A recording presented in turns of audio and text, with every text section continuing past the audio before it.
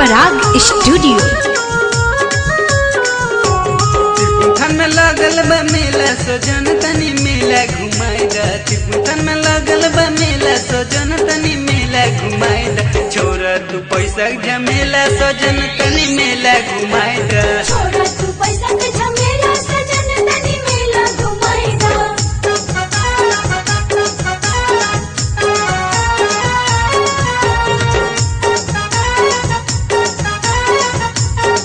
Music by Rohit Swaraj.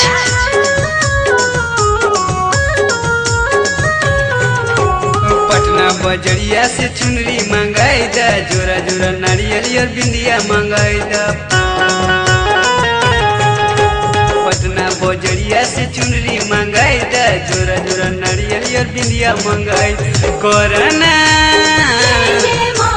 Corona इतनी झमेला सजन तनी मेला घुमाई दो। कोरोना इतनी झमेला सजन तनी मेला घुमाई दो। छोरा तू पैसा झमेला सजन तनी मेला घुमाई दो।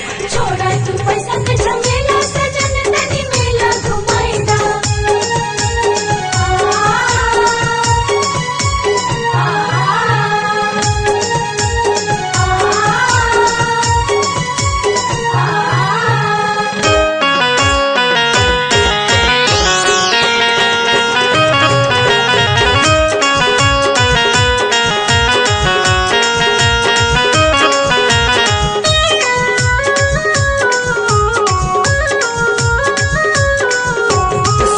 होटल के सोया बुकिंग कराई दा। चौमिन चाट रसगुल्ला खिलाई दा।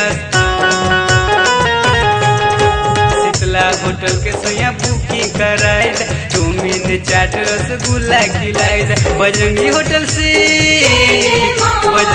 से पेप्सी मंगाई दा। सजन तनी मेला घुमाई दा। बजरंगी होटल से पेप्सी मंगाई दा। सजन तनी मेला घुमाई दा।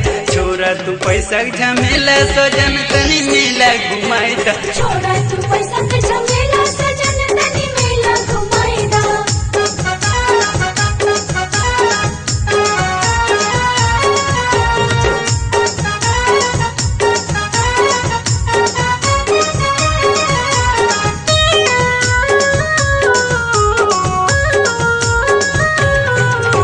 गंगा जी में लगल बाटे भीड़ या पार हो। पश्चिम किनारबा में माइक दरबार हो। गंगा जी में लगल बाटे भीड़ या पार। पश्चिम किनारबा में माइक दरबार हो। माई से मांगम ललन सजन तनी दर्शन कराई दा। माई से मांगम ललन सजन तनी दर्शन कराई दा। छोरा तू पैसा झमेला सजन तनी मेला घुमाई दा। छोरा तू पैसा के झमेला सजन तनी मेला घुमाई दा। त्रिपुथन में लगल बा मेला सजन तनी मेला घुमाई दा। त्रिपुथन में लगल बा मेला सजन तनी मेला घुमाई दा। छोरा तू पैसा झमेला सजन तनी मेला